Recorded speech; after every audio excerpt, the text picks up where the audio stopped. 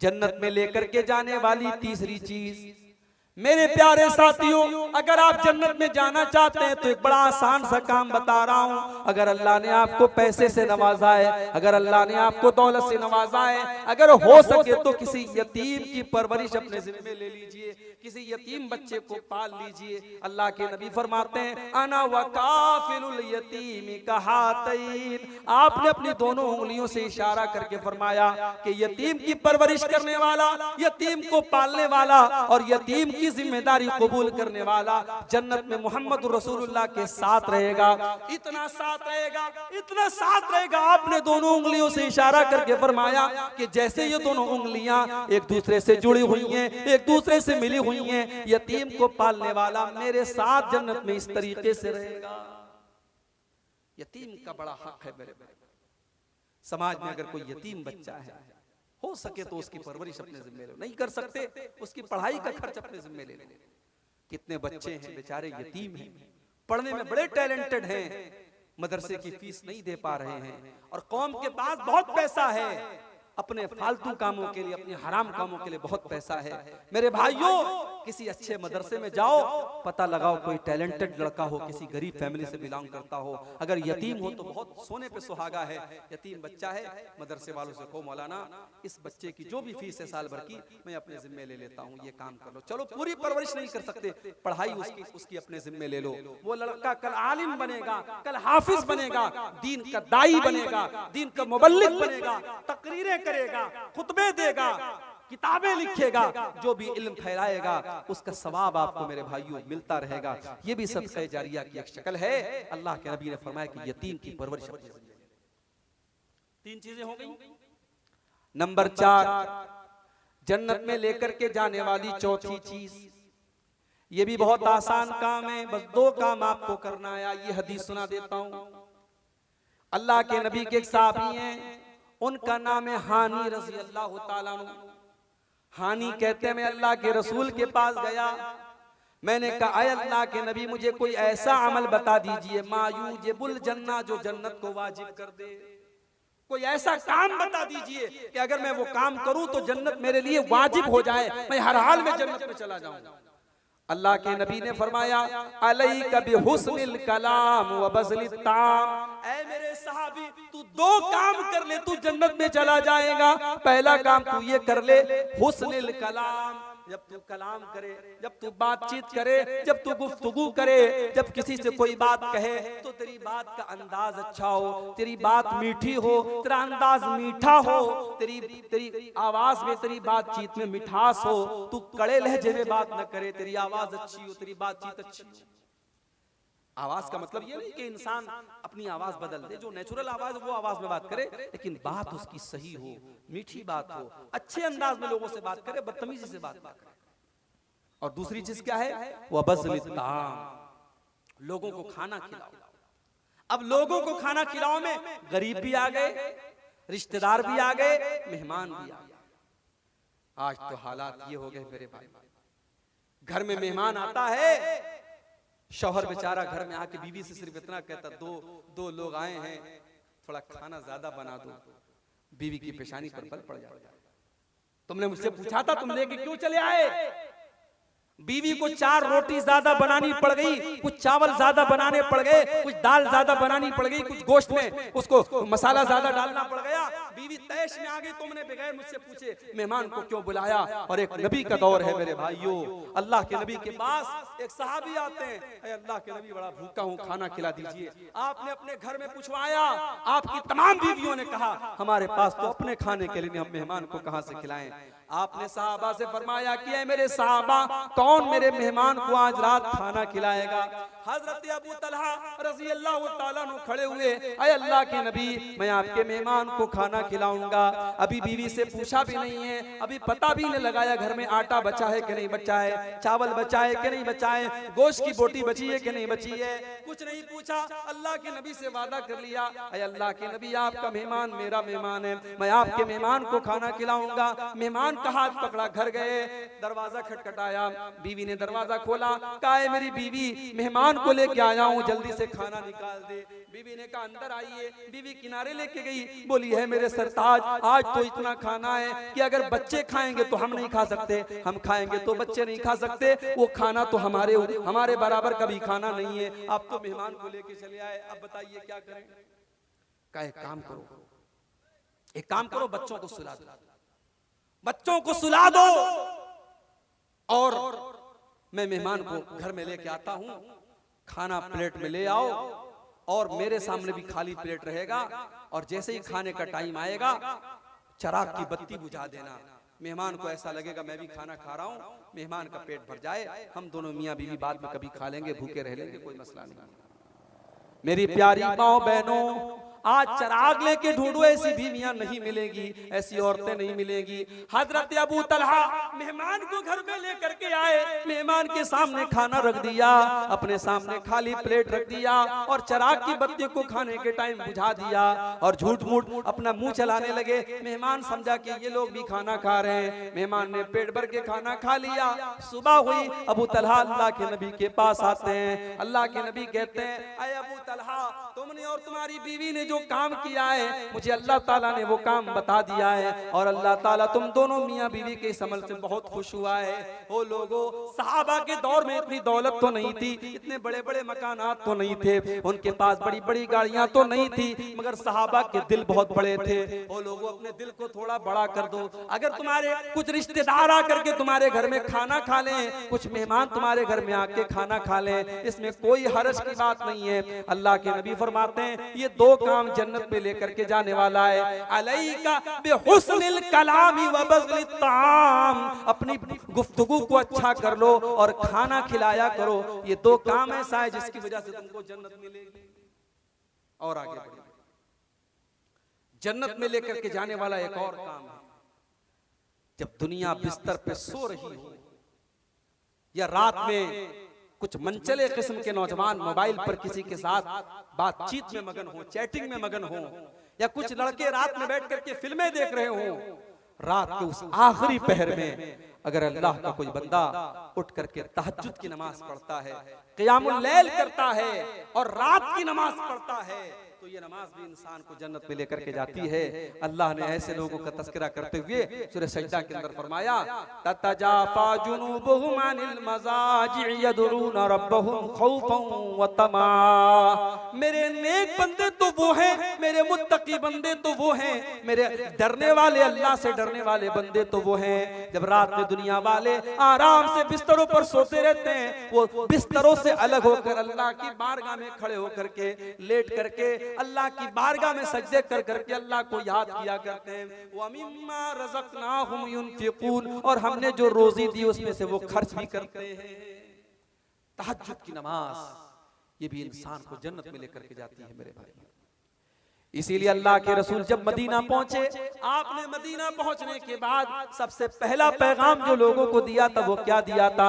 अय्युहन्नास अफ्शुस सलाम वातिमुत ताम वसिलुल अरहाम वसल्लु बिल्लैलि वन्नासु नियाम तदखुलुल जन्नत बिसलाम। ओ लोगों, चार काम कर लो तुम जन्नत में चले जाओगे।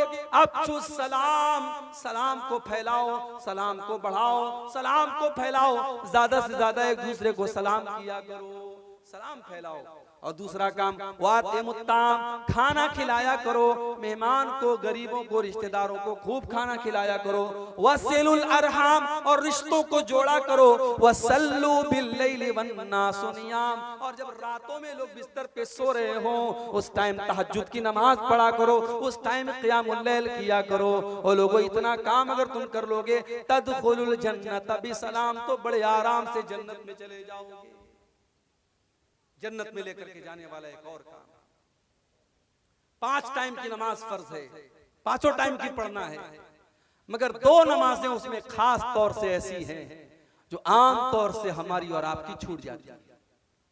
एक है फजर की नमाज, जो रात में हम सोते हैं तो छूट जाती है, और दूसरी असर की नमाज, दोपहर में आराम करते तो छूट जाती है। इन 2 नमाजों को जो पाबंदी से पढ़ेगा मन सल्लल बरदैन दखलल जन्ना। अल्लाह के नबी फरमाते हैं दो ऐसी नमाजें हैं जो ठंडे टाइम में पढ़ी जाती हैं, एक फजर की नमाज, एक असर की नमाज। ये दो ठंडी नमाजों को जो पाबंदी से पढ़ेगा, इसका मतलब ये नहीं कि बाकी तीन को छोड़ देगा, चूंकि ये दोनों नमाजें ज्यादा अहम हैं और ज्यादा आम तौर से इन दोनों नमाजों में गफलत होती है, इसलिए अल्लाह के नबी फरमाते हैं इन दो नमाजों को जो पाबंदी से पढ़ेगा वो जन्नत में जाएगा। अभी 2 दिन पहले मैं सफर में था, मोबाइल मेरा डिस्चार्ज हो गया। और आप लोग तो समझते हैं कि मौलाना साहब तो साहब फ्लाइट से आते होंगे, फ्लाइट से जाते होंगे, एसी से आते होंगे, एसी से जाते होंगे। कभी कभी मौलाना साहब लोगों को भी कैसा कैसा सफर करना पड़ता है हम आपको बता नहीं सकते। 2 दिन पहले मैं कलकत्ता से बर्दमान से घर जा रहा था, बनारस जा रहा था, और इत्तेफाक देखिए ट्रेन का टिकट मैंने बनाया था, एसी का टिकट बनाया था, लेकिन चूंकि अभी हमारे गैर मुस्लिम भाइयों के त्योहार का सीजन चल रहा है, ट्रेनों में बहुत रश चल रहा है, टिकट मेरा कंफर्म नहीं हुआ, टिकट कंफर्म नहीं हुआ। अब साहब सिस्टम आप जानते हैं, अगर ऑनलाइन टिकट बनाया है आपने और टिकट कंफर्म नहीं हुआ तो इसका मतलब कि आपका वो टिकट कैंसिल हो जाएगा और अब आप विदाउट टिकट। अब मुझे जाना भी जरूरी था, मेरा बहुत जरूरी काम था बनारस में। मैंने सोचा चलो भाई टीटी से बात करता हूं। मैंने जनरल टिकट खरीदा, टीटी से मिला, मैंने कहा टीटी साहब मुझे बनारस मुगल सराय तक जाना है, कोई सीट आप मुझे एसी 3rd क्लास में, एसी 2nd में, एसी 1st क्लास में, जितना भी पैसा लगे मैं देने के लिए तैयार हूं। टीटी ने कहा भाई साहब कहीं कोई जगह नहीं, पूरी ट्रेन फुल है, मैं आपको कहीं कोई सीट नहीं दे सकता। ट्रेन के अंदर एसी डब्बे के अंदर सीट खाली थी, मैं बैठा, टीटी ने बाहर कर दिया, नहीं आप अंदर नहीं बैठ सकते, आपके पास टिकट नहीं है, ये सारी सीटें रिजर्व हैं, आप अंदर नहीं बैठ सकते। ट्रेन के बाहर जो दरवाजे के पास जहां बेसिन लगा होता है और जहां लेटरिन के दरवाजे होते हैं, पूरी रात मैंने वहीं पर बैठ करके पूरी रात गुजारी मेरे भाई। और मोबाइल में मेरे इत्तेफाक से चार्जिंग भी नहीं थी, मोबाइल भी डिस्चार्ज था, मैं किसी से कोई बात भी नहीं कर सकता था। तो वो रात मेरे लिए बड़ी भारी गुजरी।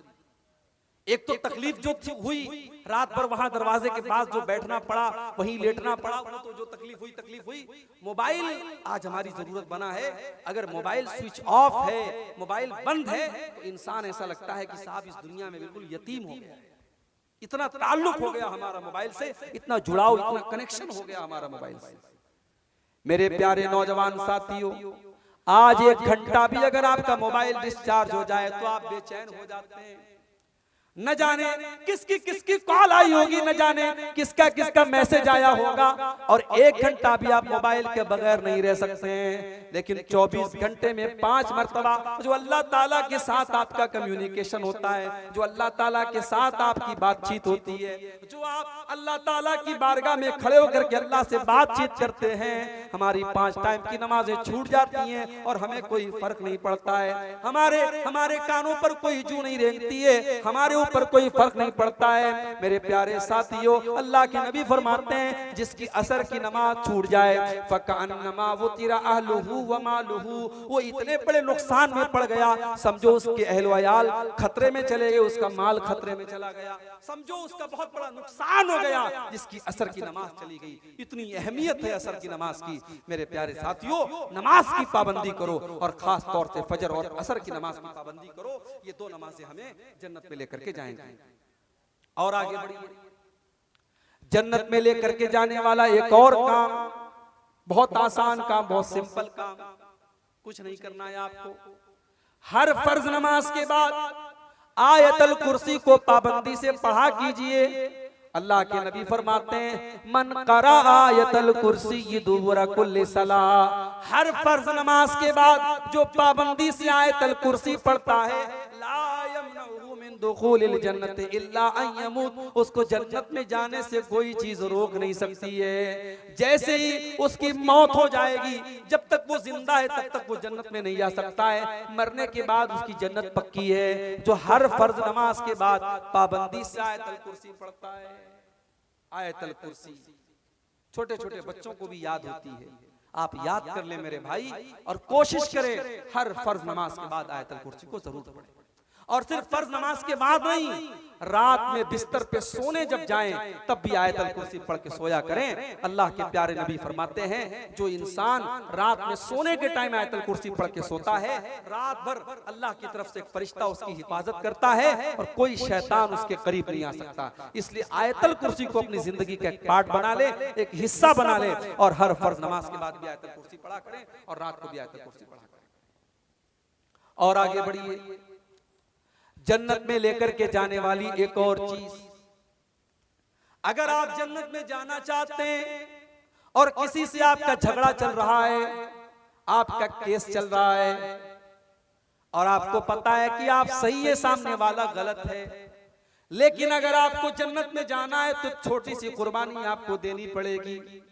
अपने अहंकार को कुर्बान करना पड़ेगा, अपनी ईगो को कुर्बान करना पड़ेगा, अपनी अना को कुर्बान करना पड़ेगा। अल्लाह के नबी फरमाते हैं अना ज़ईमुन बिबैतिन फिल जन्ना, मैं जन्नत की गारंटी लेता हूँ उस इंसान के लिए लिमन तरकल मिरा व इन काना मुहिक्कन, जो हक पर होने के बावजूद झगड़े को खत्म कर दे, हक पर है, सही है, फिर भी झगड़े को खत्म कर दे, ऐसे इंसान को मैं जन्नत की गारंटी देता हूँ। ये अल्लाह के नबी ने फरमाया। मेरे प्यारे साथियों, अगर इस हदीस पर अगर अमल करने के लिए हम अपने झगड़ों को खत्म कर दें, न जाने कितने खानदानों के केस खत्म हो जाएं, न जाने कितने भाई भाई के मसले हल हो जाएं। सिर्फ इस हदीस को अपने सामने रखिए कि अल्लाह के नबी जन्नत की गारंटी दे रहे हैं उस इंसान को जो हक पर होने के बावजूद झगड़े को छोड़।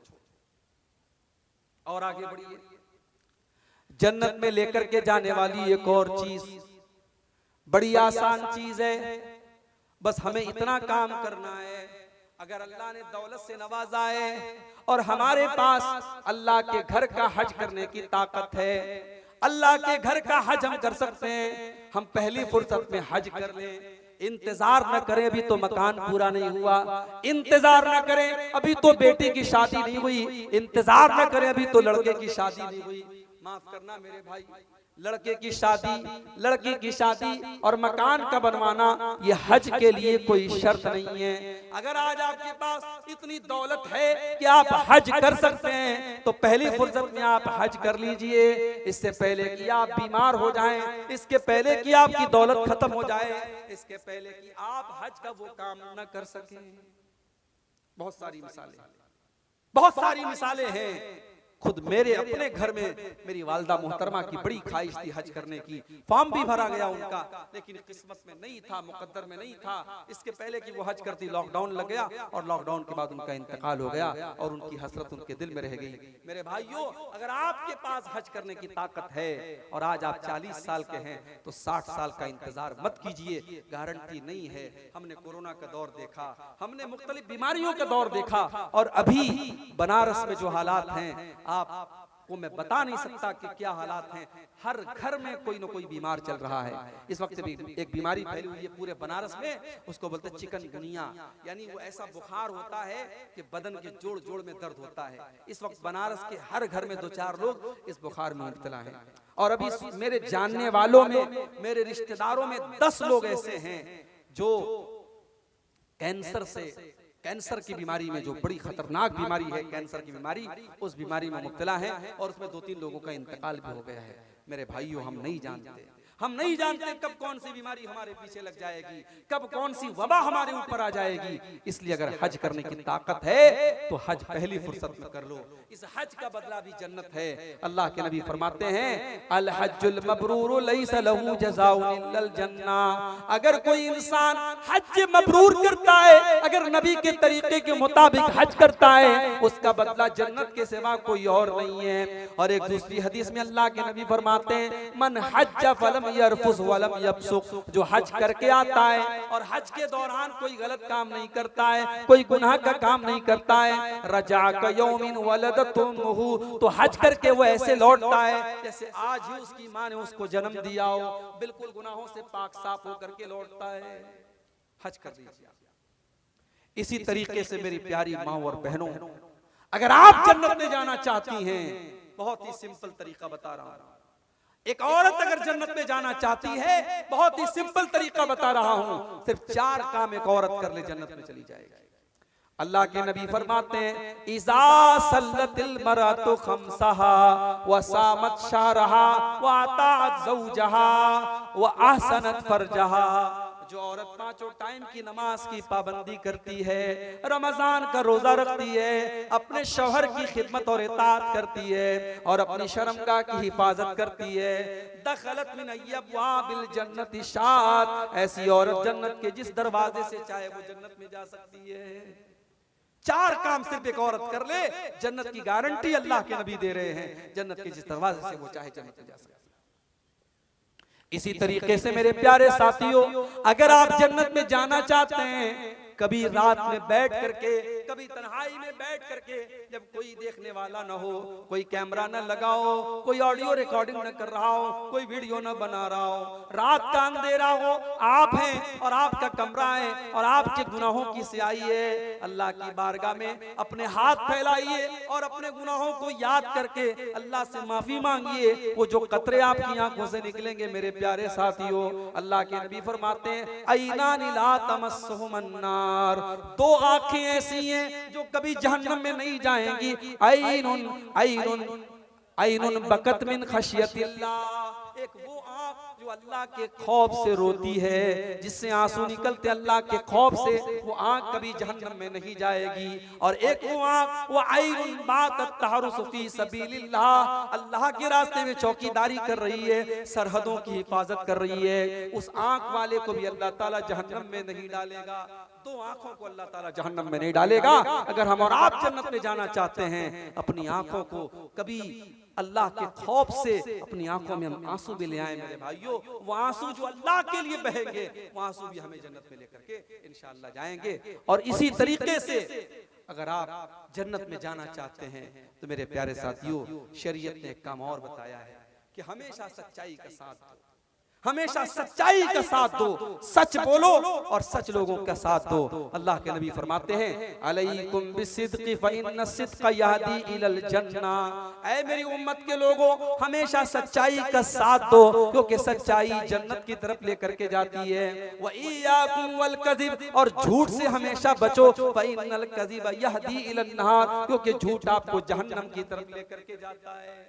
सच्चाई का साथ दीजिए और सच्चों के साथ रहिए, इंशाअल्लाह ये रास्ता भी आपको जन्नत की तरफ लेके जाएगा। इसी तरीके से मेरे प्यारे साथियों, जन्नत में लेकर के जाने वाला एक और अमल हमें कुरान और सुन्नत के अंदर बताया गया। वो अमल ये है कि हम अल्लाह के नबी की इताअत करें, अल्लाह के नबी की पैरवी करें, अल्लाह के नबी के रास्ते पर चलें। आपकी इताअत करने वाला भी जन्नत में जाएगा। अल्लाह के नबी फरमाते हैं कुल्लु उम्मती यदखुलूनल जन्नत इल्ला मन अबा, मेरी उम्मत के सारे लोग जन्नत में जाएंगे मगर वो लोग जन्नत में नहीं जाएंगे जिनको जन्नत में जाना मंजूर नहीं है, जो जन्नत में जाने से इनकार कर देंगे। सहाबा ने कहा अल्लाह के नबी वो कौन से बदनसीब लोग होंगे जो जन्नत में जाने से इनकार कर देंगे? आपने फरमाया मन आतानी दखलल जन्ना, जो मेरी इताअत करेगा वो जन्नत में जाएगा। व मन आसानी फक़द अबा, और जो मेरी नाफरमानी करेगा वो जहन्नम में जाएगा। जो मेरी नाफरमानी करेगा समझो वो जन्नत में जाने से इनकार कर रहा है। मेरे प्यारे साथियों, आज कितने मुसलमान हैं, उनके सामने नबी की हदीस पढ़ के सुना दो, उनके सामने बुखारी की रिवायत पढ़ के सुना दो, उनके सामने अल्लाह के नबी का अमल पढ़ के सुना दो, वो कहते हैं साहब बात तो सही है, हदीस तो सही है, रिवायत तो सही है, मगर हम अपने बाप दादा का तरीका नहीं छोड़ सकते, हम अपने पीर साहब का तरीका नहीं छोड़ सकते, हम अपने बुजुर्गों का तरीका नहीं छोड़ सकते। अभी आपके बिहार में एक स्टेशन है बारसोई, बारसोई से मुझे जुमा पढ़ाना था पाकुड़ में, और इत्तेफाक से कोई ट्रेन नहीं थी तो बारसोई से 4 व्हीलर बुक करके मैं पाकुड़ गया था। अब वो जो 4 व्हीलर वाला था वो इत्तेफाक से टनाटन था, बिल्कुल टनाटन। अब रास्ते पर उसने ख्वाजा साहब की मनकबत में कव्वालियां सुनाना शुरू कर दिया मुझे, और मैं भी मजबूर था, उसी की गाड़ी में बैठा हूं, मैं क्या उसको मना करूं, वो कव्वाली सुनाए जा रहा है। तो रास्ते में मैंने उससे पूछा कि भाई लग रहा है कि आपको ख्वाजा साहब से बहुत मोहब्बत है। उसने कहा मौलाना बहुत मोहब्बत है। तो मैंने कहा कि अच्छा ख्वाजा साहब के दरबार में आप कितनी बार गए? बोले हर 6 महीने में 2 बार जाते। मैंने कहा अच्छा हज कितनी बार आपने? कहा आज तक हज नहीं किया, आज तक उम्रा नहीं किया, लेकिन ख्वाजा साहब के यहाँ 6 महीने में 2 बार जाता हूँ। तो मैंने कहा एक काम करिए, आप तू अजमेर में अपना घर बनवा ले, वहीं आकर ख्वाजा साहब के बगल में। कहा नहीं, दूर रहेंगे तो मोहब्बत ज्यादा रहेगी।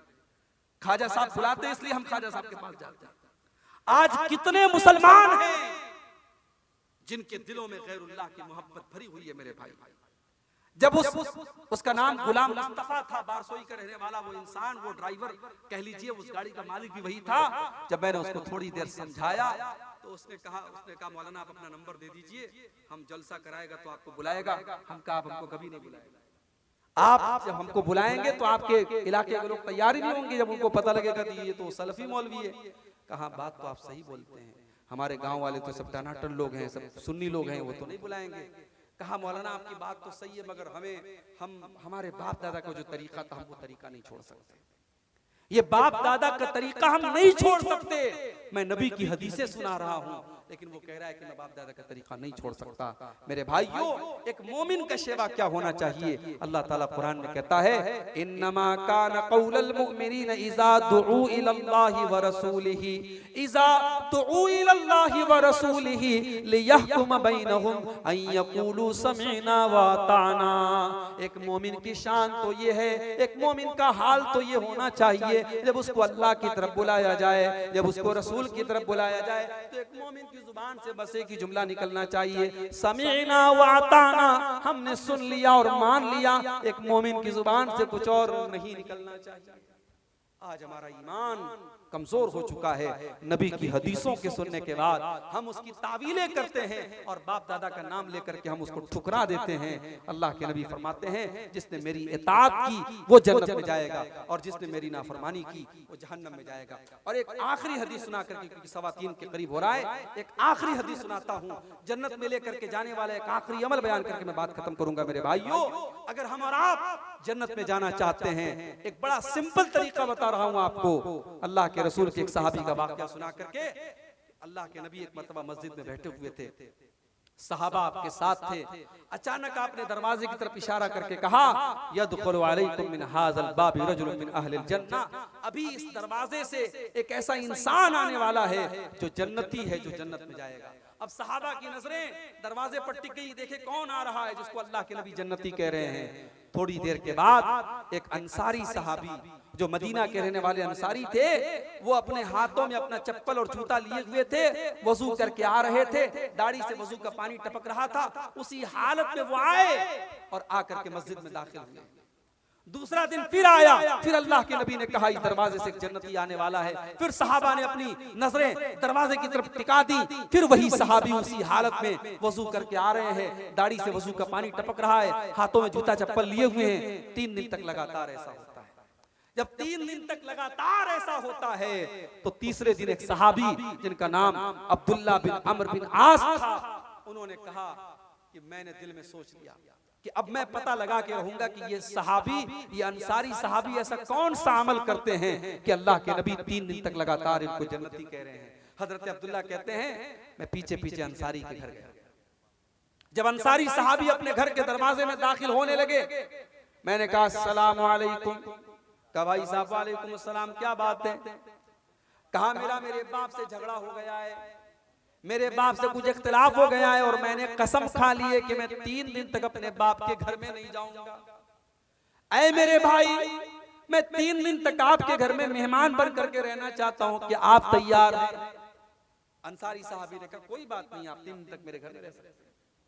देखिए फिर वही बात आई। सहाबा का दिल बहुत बड़ा था। सहाबी ने एक बार भी अपनी बीवी से मशवरा नहीं किया, अपने घर पता लगाने नहीं गए खाना है कि नहीं, पानी है कि नहीं। कहा ठीक है, आप 3 दिन तक मेरे घर में मेहमान बन के रह सकते हैं। अब हजरत अब्दुल्ला बिन अमर कहते हैं, मेरा मकसद ये था कि मैं देखूं कि वो अंसारी सहाबी ऐसा कौन सा अमल करते हैं कि अल्लाह के नबी उनको 3 दिन तक लगातार जन्नती कह रहे हैं।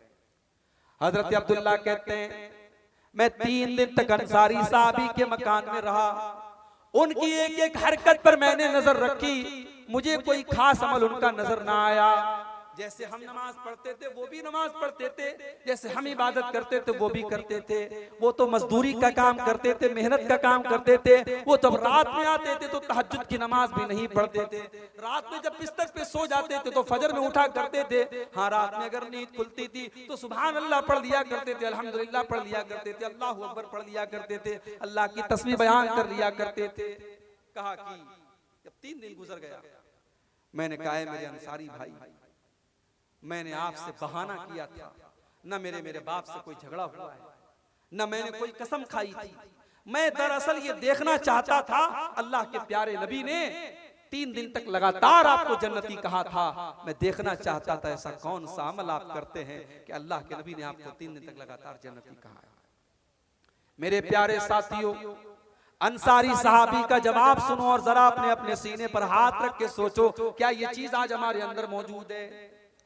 अंसारी सहाबी ने कहा, ऐ मेरे प्यारे भाई, मैं कोई खास अमल नहीं करता, कोई ऐसा अमल नहीं करता जो तुमने न देखा हो, लेकिन हाँ एक चीज मेरे अंदर है, हो सकता है कि उसी की वजह से अल्लाह ताला ने मुझे ये मकाम दिया हो। ला अजिदु फी क़ल्बी ग़िश्शन लि अहदिन मिनल मुस्लिमीन, मैं अपने दिल में किसी मुसलमान भाई के लिए धोखा नहीं रखता, मैं अपने दिल में किसी मुसलमान भाई के लिए धोखाधड़ी नहीं रखता, मैं किसी को धोखा नहीं देता। वला अहसुदु अहदन अला नेमतिन अनअमहा अल्लाहु इय्या, और मैं किसी को अल्लाह ताला कोई नेमत देता है तो मैं हसद नहीं करता, मैं जलन नहीं करता।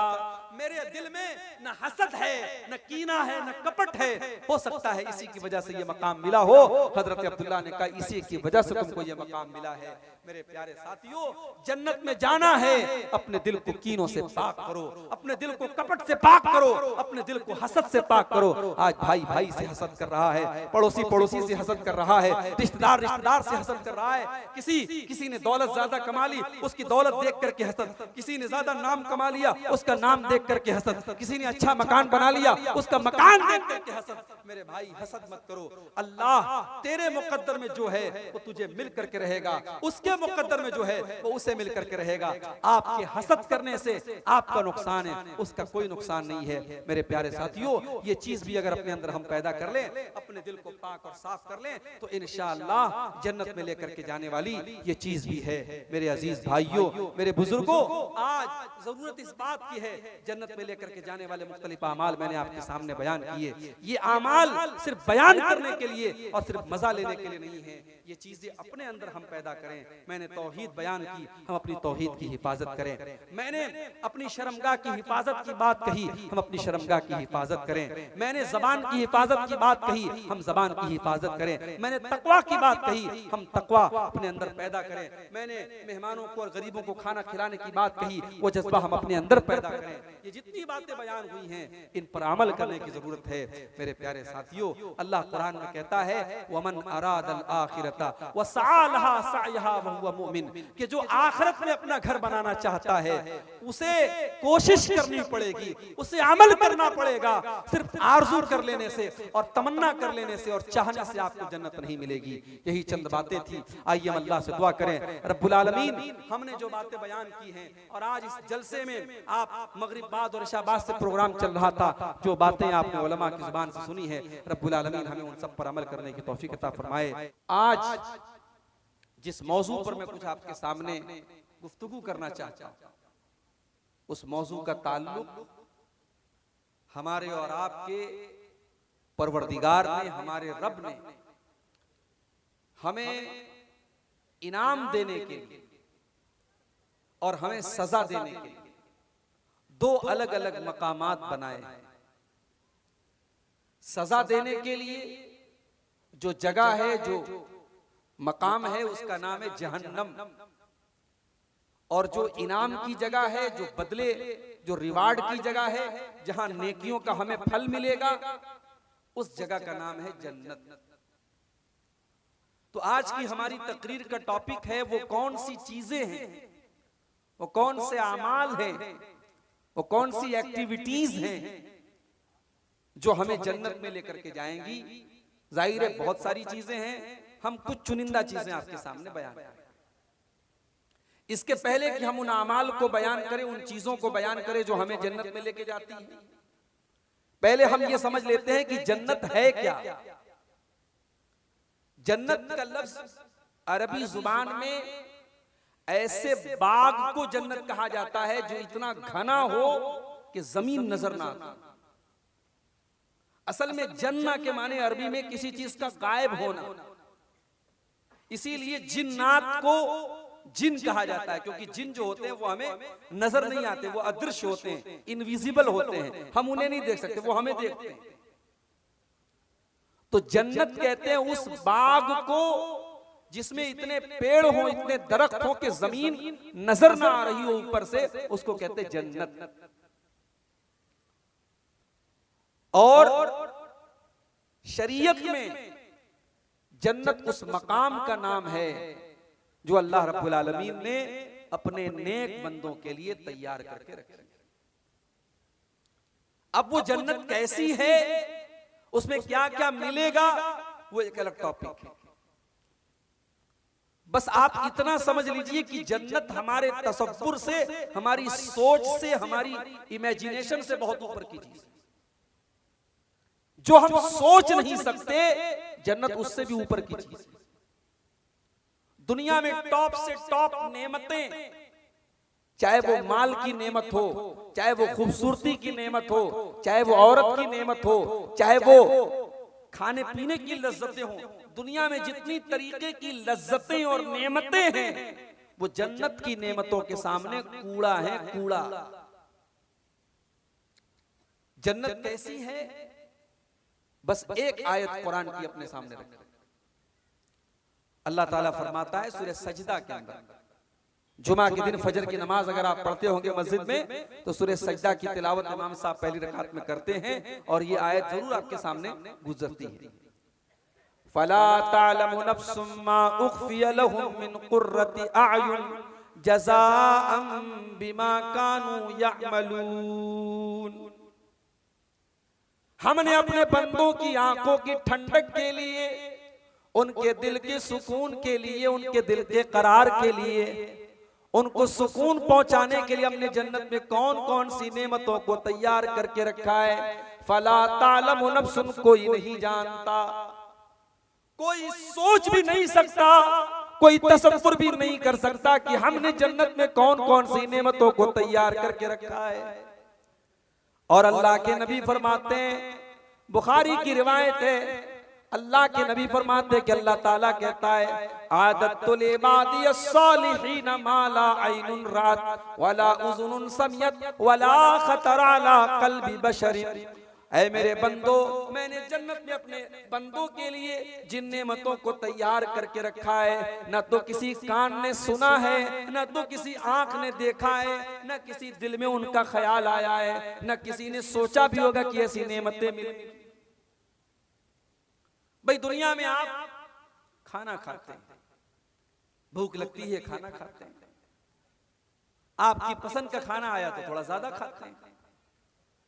उसके बाद एक टाइम ऐसा आता है कि खाना खाते खाते आपकी भूख पूरी हो जाती है, पेट भर जाता है, उसके बाद आपको लगता है यार छोड़ो बस हो गया, बहुत हो गया। जन्नत में ऐसा नहीं, जन्नत में कोई बोर नहीं होगा, कोई उकताएगा नहीं। ला यमस्सुहुम फीहा नसबुन वमा हुम मिनहा बिमुखरजीन। जन्नत में कोई थकेगा नहीं, कोई बोर नहीं होगा, और जन्नत में जाने के बाद किसी को जन्नत से निकाला नहीं जाएगा। जहन्नम से तो लोग निकलेंगे, जहन्नम में जाने के बाद बहुत सारे लोगों को अल्लाह ताला उनके गुनाहों की सजा दे करके या अपने नबी की सिफारिश के जरिए उनको जहन्नम से निकालेगा। मगर जो जन्नत में एक बार चला गया, अब जन्नत से निकल नहीं सकता। जन्नत में ये डर नहीं है। दुनिया में ये डर होता है ना, आज पैसा है कल पता नहीं होगा कि नहीं होगा, आज जवानी है कल बुढ़ापा आ जाएगा। जन्नत में बुढ़ापा नहीं आएगा। जन्नत में जितने लोग होंगे सब जवान होंगे, 30 से 33 साल, 30 से 33 साल के बीच, ईयर्स के बीच। और जन्नत में सब खूबसूरत होंगे। दुनिया में अगर कोई इंसान बदसूरत भी रहेगा, जन्नत में जाते ही ऐसी हवा चलेगी उसको बेहतरीन हो जाएगा, उसकी शक्ल बेहतरीन हो जाएगी। सबकी हाइट एक जैसी होगी, वहां कोई लंबा कोई नाटा नहीं, सबकी हाइट बराबर होगी।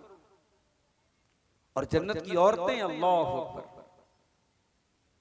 अल्लाह ने फरमाया सूरह रहमान के अंदर, फीहिन्ना कासिरातुत तर्फि लम यतमिसहुन्ना इंसुन क़ब्लहुम वला जान। जन्नत में जो हूरें होंगी वो नजरों को झुकाने वाली होंगी, इतनी पाकीज़ा होंगी, उनको किसी इंसान ने कभी हाथ नहीं लगाया होगा, किसी जिन्नात ने कभी उनको हाथ न लगाया होगा। फबिअय्यि आलाइ रब्बिकुमा तुकद्दिबान। तो ऐ मेरे बंदो, ऐ जिन्नात और इंसान, तुम अपने रब की कौन कौन सी नेमतों को झुटलाओगे। कअन्नहुन्नल याकूत वल मरजान। वो जन्नत की औरतें इतनी सुंदर होंगी, इतनी खूबसूरत होंगी, जैसे समुंदर के अंदर से निकलने वाला सीप होता है, जैसे समुंदर के अंदर से निकलने वाला मोती होता है। समुंदर के अंदर से जो मोती निकलता है वो प्योर होता है, वो शुद्ध होता है, असली होता है। जन्नत की औरतें बिल्कुल प्योर होंगी, वो अनटच्ड होंगी, उनको किसी ने टच भी नहीं किया होगा। उनकी आंखों में हया होगी, वो बेहया नहीं होंगी, वो बेशर्म नहीं होंगी। दुनिया की औरतें उनका मुकाबला नहीं कर सकती। अल्लाह के नबी फरमाते हैं, लौ अन्नम्रातन मिन अहलिल जन्नति इत्तलअत इला अहलिल अर्दी। अगर जन्नत की कोई औरत दुनिया की तरफ झांक ले, सिर्फ वो दुनिया की तरफ झांक ले, लमलअत मा बैनहुमा रीहन, तो जमीन व आसमान के बीच में उसकी खुशबू भर जाएगी। सिर्फ वो झांक ले, आना तो बड़ी दूर की बात है, अगर जन्नत की औरत जमीन की तरफ झांक दे तो दुनिया उसकी खुशबू से भर जाएगी। वलनसीफुहा अला रासिहा खैरुम मिनद दुनिया वमा फीहा। और जन्नत की औरतों के सर के ऊपर जो दुपट्टा होगा, अल्लाह के नबी फरमाते हैं, वो दुनिया की सारी नेमतों से बेहतर होगा। पता ये भी चला कि जन्नत की औरतें दुपट्टा पहनती हैं। इसका मतलब ये हुआ कि दुनिया में जो औरत दुपट्टा पहनती ओढ़ती है और जो पर्दा करती है, वो हकीकत में जन्नत में जाने वाली औरत है। इसलिए कि जन्नती औरत की पहचान ये होती है कि उसके सर पर दुपट्टा होता है।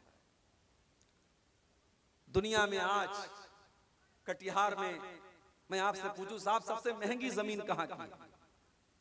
हमारे इसहाक भाई ने बताया, मौलाना हाजीपुर का एरिया बड़ा तरक्की याफ्ता एरिया है, ऑफिसर्स कॉलोनी बड़ा पॉश एरिया है कटिहार का, वहां जमीनें बड़ी महंगी मिलती हैं। दुनिया में हम कीमती से कीमती इलाका जो होता है उसकी उसी हिसाब से वैल्यू होती है। मुंबई में आप बांद्रा में चले जाएं, अंधेरी में चले जाएं, शाहरुख खान का बंगला है, अमिताभ बच्चन का बंगला है, भाई साहब अरबों में उसकी वैल्यू है। क्यों?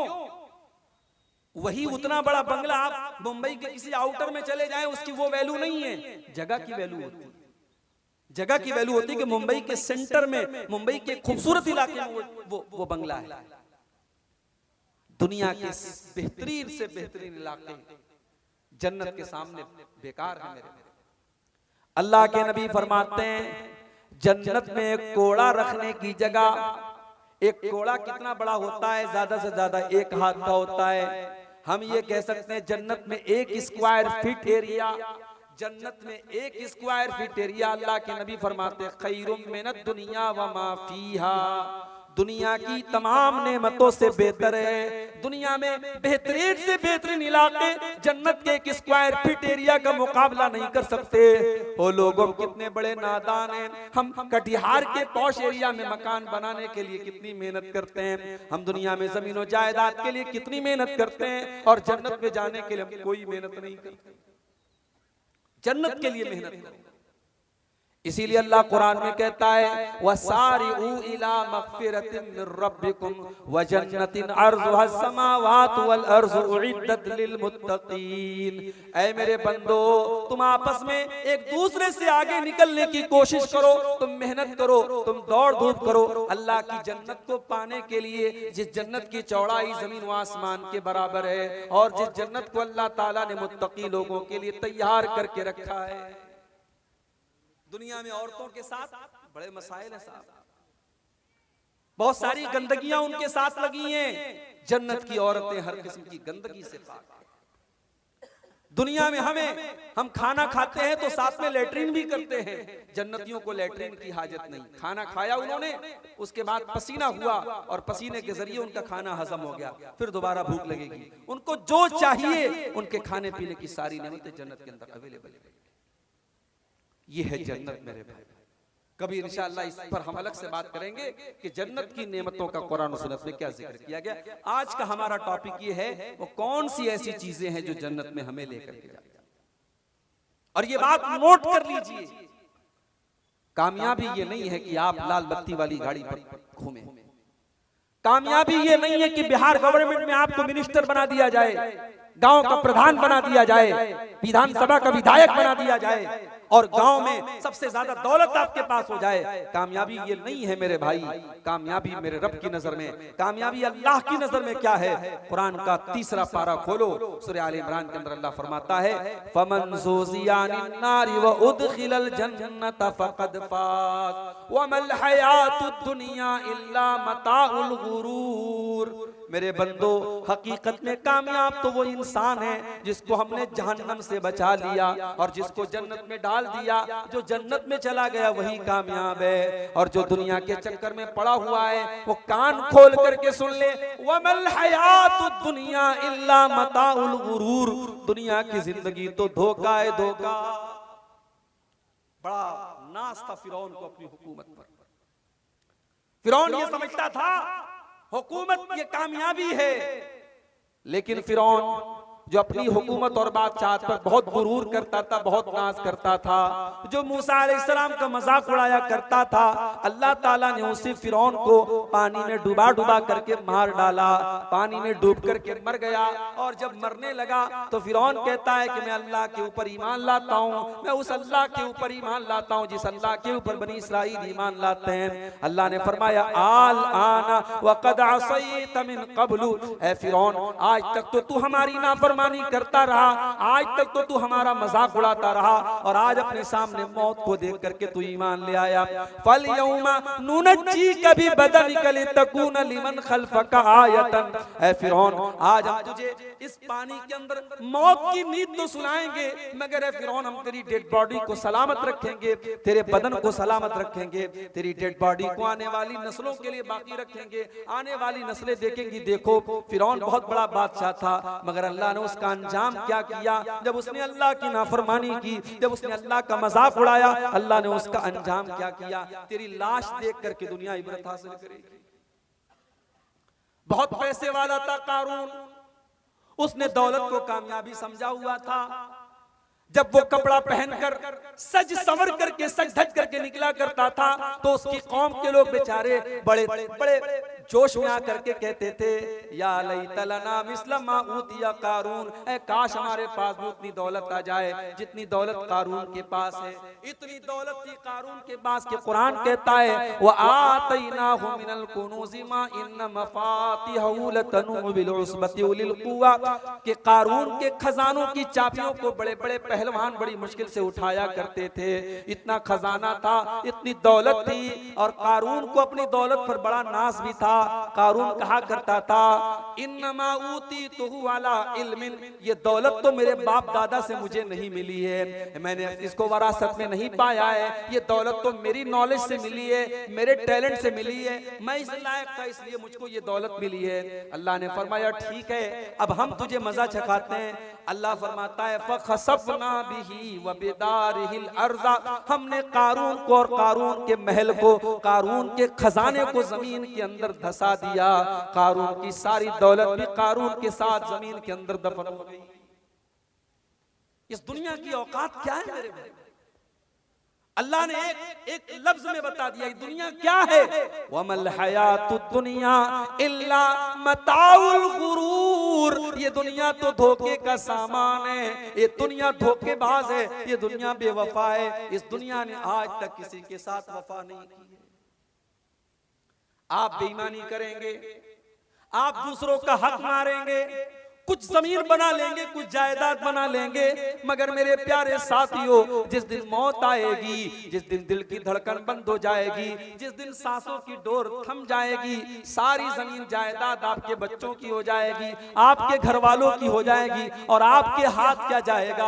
आप तो खाली हाथ आए थे और खाली हाथ अल्लाह के पास जाएंगे, 2 गज जमीन के नीचे जाएंगे। मेरे प्यारे साथियों, अल्लाह फरमा रहा है वमल हयातुद दुनिया इल्ला मताउल गुरूर। मेरे बंदो, ये दुनिया तो धोखे का सामान है। हारून रशीद एक बहुत बड़ा बादशाह गुजरा है अब्बासी दौर का। एक मर्तबा हारून रशीद ने अपने दौर के बहुत बड़े आलिम से पूछा कि मुझे कोई नसीहत कर दीजिए। तो उन्होंने कहा कि मैं आपको क्या नसीहत करूं, मैं आपसे बस 2 सवाल करना चाहता हूं। क्या सवाल है?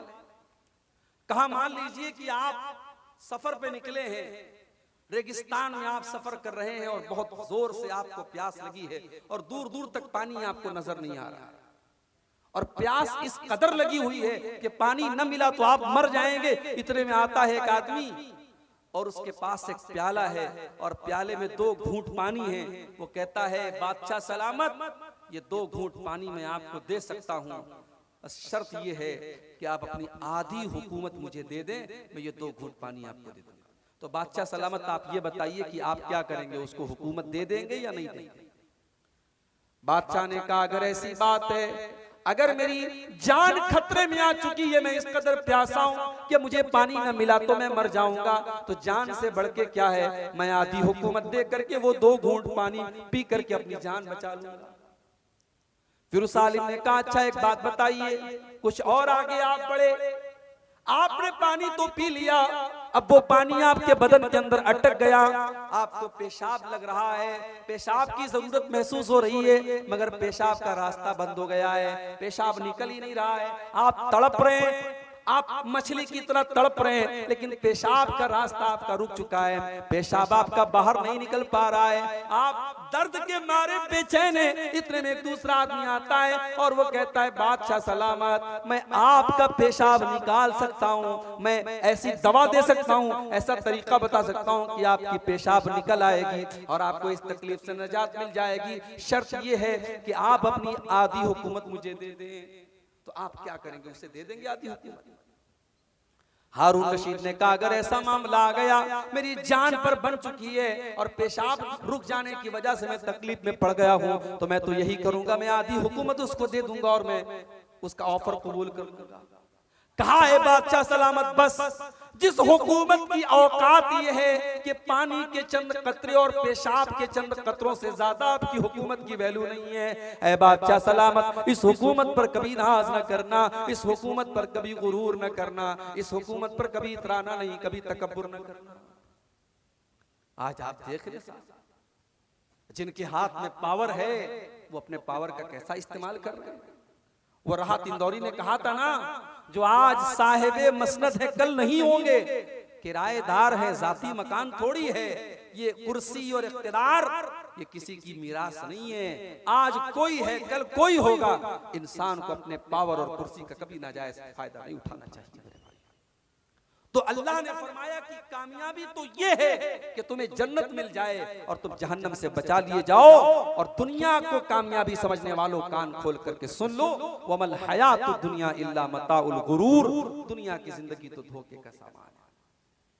अब आइए हम कुरान और सुन्नत की रोशनी में कुछ ऐसी चीजों को देखते हैं जिनको अल्लाह के नबी ने बताया है कि हाँ ये चीजें जन्नत में लेके जाने वाली हैं। मगर मैं बड़े अदब से कहना चाहता हूं मेरे भाइयों, आप रात के 2:30 और 3 बजे तकरीर सुन रहे हैं, ये टाइम ऐसा है, ये अल्लाह की कबूलियत का टाइम है। मेरे भाइयों इस दुआ के साथ आप ये तकरीर सुने कि मैं जो बातें बयान करूंगा, जो अमाल बयान करूंगा जन्नत में लेके जाने वाले, रब्बुल आलमीन कहने वाले को और सुनने वालों को सबको अमल की तौफीक अता फरमाए। हम सिर्फ कहें ना और हम सिर्फ सुने ना, बल्कि हम उस पर अमल भी करें, अल्लाह हमको इसकी तौफीक दे। तो आइए हम शुरू करते हैं। सबसे पहली चीज जो जन्नत में लेकर के जाएगी, जिसके बगैर जन्नत में आप जा ही नहीं सकते, वो क्या है? वो तौहीद है। जब तक आप तौहीद पर नहीं आ जाएंगे, एक अल्लाह की इबादत आप नहीं करेंगे, एक अल्लाह के आगे आपका सर नहीं झुकेगा और एक अल्लाह की तौहीद का इकरार आप नहीं करेंगे, तब तक आप जन्नत में नहीं जा सकते। अल्लाह के नबी फरमाते हैं, मन शहीदा अल्लाह इलाहा इल्लल्लाहु खालिसन मिन क़ल्बिही दखलल जन्ना। जो दिल की गहराई से ला इलाहा इल्लल्लाह का इकरार करेगा, जो दिल से ला इलाहा इल्लल्लाह पढ़ेगा, जो दिल से कलमे तौहीद का इकरार करेगा, जो दिल से हर तरीके के शिर्क को मिटा देगा, दखलल जन्ना, ऐसा इंसान जन्नत में दाखिल होगा। मगर आप क्या बोलेंगे? हमारे और आपके बीच में ऐसे लोग बैठे हैं जो नमाज में आते हैं तो कहते हैं इय्याका नअबुदु व इय्याका नस्तईन। अय अल्लाह, हम तेरी ही इबादत करते हैं और तुझ ही से मदद मांगते हैं। और नमाज के बाहर कुश्ती लड़ने जाते हैं पहलवान के सामने तो कहते हैं या अली मुश्किल कुशा, अली को मुश्किल कुशा बना दे। औलाद चाहिए तो किसी बाबा के मजार पे जाके औलाद का सवाल करते हैं। दौलत चाहिए तो किसी को गरीब नवाज का लक़ब दे देते हैं। मदद चाहिए तो किसी को गौसे आज़म का लक़ब दे देते हैं, किसी को दाता बना लेते हैं, किसी को गंज बख्श बना लेते हैं। जो मकाम अल्लाह का है, जो दर्जा अल्लाह का है, गैरुल्लाह को दे देते हैं। और अगर आपको यकीन ना आता हो, हमारे यूपी में बहुत सारी मिसालें आपको मिल जाएंगी। बरेली में पागल खाना भी मशहूर है और बरेली में एक दरगाह भी है। आप जाएं और देखें, इन अपनी नजरों से, अपनी आंखों से देखें कि वहां क्या हो रहा है मेरे भाई। अजमेर चले जाएं आप, दिल्ली में निजामुद्दीन की दरगाह पे चले जाएं, करे गैर गर्बुत की पूजा तो काफिर, कवाकिब में माने करिश्मा तो काफिर, झुके आग पर पहरे सजदा तो काफिर, जो ठहराए बेटा खुदा का तो काफिर, मगर मोमिनों पर कुशादा है राहें, परस्तिश करे शौक से जिसकी चाहे, नबी को जो चाहे खुदा कर दिखाएं, इमामों का रुतबा नबी से बढ़ाएं, मज़ारों पे जा जा के नजरें चढ़ाएं, शहीदों से जा जा के मांगे दुआएं, न तौहीद में कुछ फर्क इससे आवे, न इस्लाम बिगड़े न ईमान जावे। ये मौलाना हाली का शेर है। उन्होंने आज से 100 साल पहले कहा था 2023 आ गया, हम चांद पर पहुंच गए, मगर मुसलमानों की सोसाइटी और समाज में आज भी ये तमाम चीजें हो रही हैं मेरे भाइयों। जब हम शिर्क करेंगे, जब अल्लाह की तौहीद के साथ गद्दारी करेंगे, जब हम गैरुल्लाह के नाम पे बकरे ज़बा करेंगे, गैरुल्लाह के नाम पे मुर्गे ज़बा करेंगे, जब अपने बच्चों को लाल काले पीले तावीज़ पहनाएंगे, जब हमारी तौहीद गड़बड़ होगी तो अल्लाह की मदद कहां से आएगी? अल्लाह के नबी कह रहे हैं जो तौहीद पर रहेगा जन्नत उसको मिलेगी। और एक बात और नोट कर लीजिए, सिर्फ तौहीद पर रहना काफी नहीं है, आखिरी दम तक तौहीद पर रहना ये जरूरी है। सारी जिंदगी इंसान तौहीद पर रहा, मरने के पहले उसने शिर्क कर लिया और बगैर तौबा किए उसका इंतकाल हो गया। अब अल्लाह तबारक व तआला क्या उसकी सारी जिंदगी भर की नेकियां तो बर्बाद हो जाएंगी। इसलिए कि अल्लाह कुरान में कहता है वला तमूतुन्न इल्ला व अंतुम मुस्लिमून। ऐ मुसलमानों, कान खोल करके सुन लो, तुम्हें मौत आए तो ईमान की हालत में आए, तुम्हें मौत आए तो तौहीद की हालत में आए। मरते दम तक तुम्हें तौहीद की हिफाजत करना है, ईमान पर खात्मा होना जरूरी है। अगर ईमान पर खात्मा न हुआ, अगर शिर्क के ऊपर तुम्हारा खात्मा हुआ तो तुम बर्बाद हो जाओगे। आप देख ले, अबू तालिब का नाम सुना है आपने? बोलो भाई, सुन रहे हो या सो गए? अबू तालिब कौन थे? नबी के चचा थे, नबी को पाला था, नबी का डिफेंस करते थे, नबी से मोहब्बत करते थे, सब था, ईमान नहीं लाए। अबू तालिब का आखिरी टाइम आया, अल्लाह के प्यारे नबी अपने चचा के पास जाते हैं, बुखारी के अल्फाज हैं और कहते हैं या अम्मी कुल ला इलाहा इल्लल्लाह, ऐ चचा जान आप कलमा पढ़ लीजिए, आप ला इलाहा इल्लल्लाह पढ़ लीजिए। ऐ चचा जान मैं गारंटी दे रहा हूँ अगर आप ये कलमा पढ़ करके दुनिया से जाएंगे, ऐ चचा मैं अल्लाह ताला के यहाँ इस कलमे के जरिए आपके लिए बहस करूंगा। मेरे चचा ने कलमा पढ़ा था, ऐ अल्लाह तू मेरे चचा को जन्नत में डाल दे। ऐ चचा बस आप कलमा पढ़ दीजिए। अल्लाह के नबी अपने चचा को कलमा पढ़ने के लिए प्रेशर डाल रहे हैं, आप उनके ऊपर दबाव डाल रहे हैं। और वहीं पर अबू लहब भी बैठा था, वहीं पर अब्दुल्लाह इब्न उमैया भी बैठा था, ये दोनों गुरु घंटाल भी बैठे थे। इन दोनों ने कहा खबरदार अबू तालिब, अपने बाप दादा का तरीका मत छोड़ना, बड़ा मुश्किल काम है। अभी मेरा प्रोग्राम था इसी बिहार में, एक जगह पड़ती है जहानाबाद। जहानाबाद के आगे गांव है, गांव का नाम है डिबरी, बड़ा पिछड़ा हुआ इलाका है। पिछले जुमा को मेरा प्रोग्राम था, गया मैं वहां बेचारे 2-4 लड़के अहले हदीस। आपके इलाके में 100% लोग अहले हदीस हैं, आप अल्लाह का शुक्र अदा करें, वरना इसी हिंदुस्तान में नहीं, इसी बिहार में कितने ऐसे गांव हैं मेरे भाई जहां 2 आदमी 4 आदमी अहले हदीस है बेचारे, वो अगर कहीं सीने पर हाथ बांधे तो उनको मारा जाता है। किसी मस्जिद में जाकर के वो आमीन जोर से बोलते उनको निकाल दिया जाता है। वो बेचारे मजबूर है, उनके बच्चे अपने बाप के अहले हदीस होने के बावजूद और कुरान और हदीस पर चलने वाला होने के बावजूद उनके बच्चे माहौल न मिलने की वजह से और समाज न मिलने की वजह से बच्चे दूसरे रास्ते पर चले जाते हैं।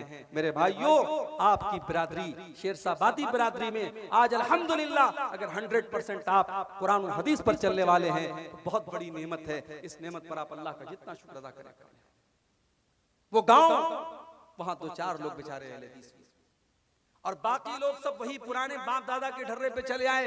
मुहर्रम पर ताजिया निकल रहा है, रबीउल अव्वल में जुलूस निकल रहा है, मज़ारों पर सजदा भी हो रहा है, जिहालत फैली हुई है। मैंने वहां तकरीर की, तकरीर के बाद जब जाने लगा तो एक आदमी आया, बोला मौलाना आपकी बात बिल्कुल सही है, आपकी बात सारी बातें बिल्कुल सही हैं, मगर हमने बाप दादा को जो करते हुए देखा है उसे छोड़ना बहुत मुश्किल काम। बाप दादा जो करते चले आए उस काम को छोड़ना आसान काम नहीं है मेरे भाइयों, उसके लिए बड़ी हिम्मत की जरूरत है। अल्लाह के नबी अपने चचा को समझा रहे हैं और उधर से वो दोनों प्रेशर डाल रहे हैं कि अबू तालिब अपने बाप दादा का तरीका मत छोड़ो। बुखारी के अल्फाज हैं, अबू तालिब का इंतकाल हो गया, अबू तालिब को मौत आ गई और आखिरी टाइम अबू तालिब की जुबान पर यही लफ्ज था, अला मिल्लति अब्दुल मुत्तलिब, मैं अपने बाप अब्दुल मुत्तलिब के मजहब पर दुनिया से जा रहा हूँ। अबू तालिब कलमा नहीं पढ़ पाए, अबू तालिब तौहीद को कबूल नहीं कर पाए। नतीजा क्या निकला? अल्लाह के नबी फरमाते हैं मेरे चचा अबू तालिब को भी जहन्नम में डाला जाएगा। हाँ, उन्होंने मुझे पाला था, मेरी मदद की थी, मेरा डिफेंस किया था, उनके अजाब में कुछ हल्कापन किया जाएगा, उनके अजाब में कुछ कंसेशन किया जाएगा, उनके अजाब को कुछ घटा दिया जाएगा, मगर जहन्नम में मेरे चचा को भी डाला जाएगा। मेरे भाइयों, पता ये चला कि अल्लाह ताला के यहाँ ये नहीं देखा जाएगा आपका बाप कौन था, आपका चाचा कौन था, आपका भतीजा कौन था। अल्लाह ताला के आपकी तौहीद देखी जाएगी, अल्लाह ताला के आपका ईमान देखा जाएगा। इसीलिए अल्लाह के नबी फरमाते हैं मन बत्ता बिही अमलुहु लम युसरे बिही नसबुहु। अगर कोई इंसान अपने अमल में पीछे है और नसब में बहुत आगे है, बहुत ऊंचे खानदान का है, अल्लाह को इससे कोई मतलब नहीं है। आपका अमल कैसा है, आपका किरदार कैसा है और आपका अकीदा कैसा है, अल्लाह के यहाँ ये देखा जाएगा। तो पहली चीज जो हमें जन्नत में लेके जाने वाली है मेरे भाइयों, वो तौहीद है। इसीलिए अल्लाह के नबी फरमाते हैं मन कान आखिरो कलामिही ला इलाहा इल्लल्लाहु दखलल जन्ना। मरने के पहले जो ला इलाहा इल्लल्लाह कह के गया है, जो तौहीद पर दुनिया से गया है, जो ला इलाहा इल्लल्लाह पर दुनिया से गया है, दखलल जन्ना, वो जन्नत में दाखिल होगा। तो ये पहली चीज होगी। दूसरी चीज जन्नत में लेकर के जाने वाली दूसरी चीज क्या है? हजरत अबू हुरैरा कहते हैं, तिरमिज़ी की रिवायत है, हजरत अबू हुरैरा कहते हैं कि अल्लाह के रसूल से पूछा गया, आय अल्लाह के नबी अन अक्सर मा युदखिलुल जन्ना, सबसे ज्यादा जन्नत में कौन सी चीज लेकर के जाएगी? आपने फरमाया तक़वल्लाहि व हुस्नुल खुल्क़। आपने फरमाया 2 चीजें सबसे ज्यादा जन्नत में लेके जाएंगी, एक अल्लाह का तकवा और एक अच्छे अखलाक। और आज इन्हीं दोनों चीजों की बड़ी कमी है और हम अहले हदीसों में ज्यादा कमी है। शैतान हमारे अकीदे को कमजोर करने में शैतान बहुत मजबूर है। शैतान हमारे अकीदे को तो नहीं खराब कर पा रहा है, शैतान ने हमारे अखलाक को खराब कर दिया और शैतान ने हमारे तकवा को बर्बाद कर दिया। आज 20 साल के जवान को ले लें आप और 70 साल के बूढ़े को ले लें, आज सोशल मीडिया के इस दौर में, मोबाइल के इस दौर में और इंटरनेट के इस दौर में अगर सबसे ज्यादा कोई चीज मुतासिर हुई है मेरे भाइयों तो वो तकवा है। आज फेसबुक पर आप माशाअल्लाह दीनदारी की बातें करते हैं, अच्छी बातें करते हैं। आप फेसबुक पर आप कोई गंदी बातें नहीं शेयर करते हैं, मगर आप जब फेसबुक चलाने लगते हैं, फेसबुक पर वो जो वीडियोस आते हैं, छोटे छोटे रील्स जिनको कहा जाता है, अब रील आई, अब आप देखने लगे, उसमें गाना बजाना भी आने लगा, उसमें सीरियल भी आने लगा, उसमें बेहुदा बातें भी आने लगी। आलिम भी देख रहा है, जाहिल भी देख रहा है, 20 साल का नौजवान भी देख रहा है, 70 साल का बूढ़ा भी देख रहा है। मेरे भाइयों, आज अगर सबसे ज्यादा किसी चीज की कमी है तो अल्लाह के तकवा की कमी है और अल्लाह के डर की कमी है। आज अल्लाह के नबी की ये हदीस हमें बता रही है, ये दो चीजें अपने अंदर हम पैदा कर लें, बेहतरीन अखलाक अपने अंदर पैदा कर लें और तकवा पैदा कर लें। अखलाक का मामला भी हमारा बहुत कमजोर है। हमें से बहुत सारे लोग माशाअल्लाह नमाजी हैं, चेहरे पर दाढ़ी है, बहुत दुनिया के एतबार से परहेजगार हैं, मगर जब बोलते हैं, जब बात करते हैं तो ऐसा लगता है जैसे पत्थर मार रहे हैं। न बात करने की तमीज है, न बोलने की तमीज है, ना उनकी बीवी के साथ उनका किरदार अच्छा है, ना माँ के साथ सलूक अच्छा है, ना बाप के साथ सलूक अच्छा है। वो समझते हैं बस 5 टाइम के नमाजी, हम बहुत बड़े मुत्तकी हो गए। नहीं मेरे भाई, आपका अखलाक कैसा है, आपका व्यवहार कैसा है, माँ के लिए आप कैसे हैं, बाप के लिए आप कैसे हैं, औलाद के लिए कैसे हैं, भाइयों के लिए कैसे हैं, पड़ोसियों के लिए कैसे हैं। अल्लाह के नबी फरमाते हैं कि कयामत के दिन अल्लाह के तराजू के ऊपर, मीज़ान के ऊपर सबसे भारी अगर कोई चीज होगी तो इंसान के बेहतरीन अखलाक होंगे। अखलाक से कीमती और अखलाक से वजनदार कोई चीज नहीं होगी। इसीलिए अल्लाह के नबी से जब पूछा गया कि दो चीजें जो सबसे ज्यादा जन्नत में लेके जाने वाली वो क्या है, तो आपने फरमाया तक़वल्लाहि व हुस्नुल खुल्क़, एक अल्लाह ताला का डर और दूसरी चीज बेहतरीन अखलाक।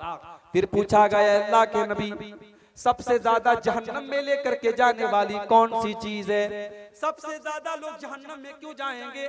आपने फरमाया अल फम वल फर्ज, एक जुबान की वजह से बहुत ज्यादा जहन्नम में जाएंगे। जुबान से झूठ बोलेंगे, गीबत करेंगे, चुगली करेंगे, बहुतान लगाएंगे, जुबान की वजह से जहन्नम में ज्यादा जाएंगे। वल फर्जु, और शर्मगाह की वजह से भी ज्यादा जाएंगे। जिना करेंगे, जिना करेंगे, बदकारी करेंगे, लवातत करेंगे, शर्मगाह से मुताल्लिक जितने गुनाह है वो गुनाह भी इंसान को जहन्नम में लेकर के जाएंगे। तो जन्नत में लेकर के जाने वाली ये दूसरी चीज है, अल्लाह का डर और बेहतरीन अखलाक। और आगे बढ़िए, आह जाती है फलक पर रहम लाने के लिए, आह जाती है फलक पर रहम लाने के लिए, बादलों हट जाओ दे दो राह जाने के लिए, ऐ दुआ अर्ज कर अर्शे इलाही थाम के, ऐ दुआ अर्ज कर अर्शे इलाही थाम के, ऐ खुदा रुख फेर दे अब गर्दिशे अय्याम के, रहम कर अपने ना आईने करम को भूल जा, रहम कर अपने न आईने करम को भूल जा, हम तुझे भूले हैं लेकिन तू न हमको भूल जा, हम तुझे भूले हैं लेकिन तू न हमको भूल जा, खल्क के रांदे हुए दुनिया के ठुकराए हुए, खल्क के रांदे हुए दुनिया के ठुकराए हुए, आए हैं अब तेरे दर पर हाथ फैलाए हुए, आए हैं अब तेरे दर पर हाथ फैलाए हुए, खार हैं बदकार हैं डूबे हुए जिल्लत में हैं, खार हैं बदकार हैं डूबे हुए जिल्लत में हैं, कुछ भी हैं लेकिन तेरे महबूब की उम्मत में हैं। कुछ भी हैं लेकिन तेरे महबूब की उम्मत में हैं। हक परस्तों की अगर की तूने दिल जोई नहीं, हक परस्तों की अगर की तूने दिल जोई नहीं, ताना देंगे बुत के मुस्लिम का खुदा कोई नहीं, ताना देंगे बुत के मुस्लिम का खुदा कोई नहीं। मोहतरम उलमाए किराम, बुजुर्गों, नौजवान साथियों, पर्दा नशीन माओ और बहनों, प्यारे बच्चों, रात के तकरीबन 2 बज रहे हैं। पिछले साल आपके इसी चरखी में कुछ मजबूरियों की वजह से मुझे जल्दी निकलना था। प्रोग्राम वाले चाह रहे थे मैं थोड़ा लेट आऊं, थोड़ी देर तक तकरीर करूं, लेकिन उस वक्त मजबूरी थी, मुझे ट्रेन पकड़ना था, जल्दी निकलना था, बनारस में कुछ जरूरी काम था। और आज उल्टा मामला हो गया। जिस ट्रेन को बनारस से कटिहार शाम को 5 बजे पहुंचना था, वो ट्रेन पहुंची है 12 बजे रात में। और आपके इस गांव में पहुंचते पहुंचते 1 बजा, और आते ही लोगों ने कहा मौलाना आप जल्दी से स्टेज पर चलिए, बहुत सारे लोगों को ये लग रहा है कि आप आएंगे नहीं। और 12-13 घंटे का लंबा सफर करने के बाद मैं डायरेक्ट सीधे स्टेज पर आपके सामने हाजिर हो गया। और अभी हमारे बंगाली जबान के जो मुकर्रिर थे, मुझे नाम नहीं मालूम, वो बड़े अब्दुल रहमान मेराजी साहब बड़े बेहतरीन अंदाज में आपसे इदारे के लिए ताउन हासिल कर रहे थे। रब्बुल आलमीन आप सब ने जो ताउन किया है, जो दान दिया है, जो चंदा दिया है, अल्लाह उसको कबूल फरमाए और मजीद आपको इस नेकी के काम में बढ़ चढ़ करके हिस्सा लेने की तौफीक अता फरमाए, आमीन। मैं 1-2 प्रोग्रामों में ये बात मैंने कही थी कि चैनल वालों को रिकॉर्डिंग करने की इजाजत नहीं दी जाए। कुछ चैनल वालों ने पर्सनली मुझसे कहा कि शेख आप ऐसी पाबंदी मत लगाइए, हमें बड़ी दिक्कत हो जाएगी। कुछ चैनल वालों ने यहां तक कहा कि हमारा सारा दारो मदार इसी चैनल पर है और अगर आप इस पर पाबंदी लगाएंगे तो हमें बड़ी मुश्किल आ जाएगी। मैंने फिर उसके बाद इजाजत दे दी, लेकिन मैं ये देख रहा हूं कि इतने सारे चैनल्स हैं और इतने सारे यहाँ माइक लगे रहते हैं और फिर स्टैंड खड़े रहते हैं, सामीन को भी बड़ी दिक्कतें हो रही हैं। तो मैं सोच रहा हूं कि इस सिलसिले में आइंदा कुछ सख्ती बरती जाए। और यूट्यूब पर अभी भी मैं देख रहा हूं कि सीमांचल के बहुत सारे चैनल्स ऐसे मौजूद हैं जिसमें उल्टे सीधे भड़काऊ बेहुदा गंदे थंबनेल लगा करके, चाहे वो मेरी तकरीरें हों, चाहे वो दूसरे उलमा की तकरीरें हों, चाहे वो बंगाली जबान के उलमा की तकरीरें हों, अलगर्ज इन चैनल वालों ने अपने व्यू के लिए बहुत कुछ डाला हुआ है और मना करने के बावजूद इसमें कोई सुधार नजर नहीं आ रहा है। इस सिलसिले में हमें कोई सख्त स्टेप लेना ही पड़ेगा। और मैंने महसूस किया 2 प्रोग्रामों में जब चैनल नहीं थे तो इस तरीके का कोई हंगामा भी नहीं था और सुकून से प्रोग्राम हो रहे थे। हम ये मुनासिब समझते हैं कि उसी शक्ल को बाकी रखा जाए। बहरहाल मेरे भाइयों, रब्बुल आलमीन हम में से जो बीमार हैं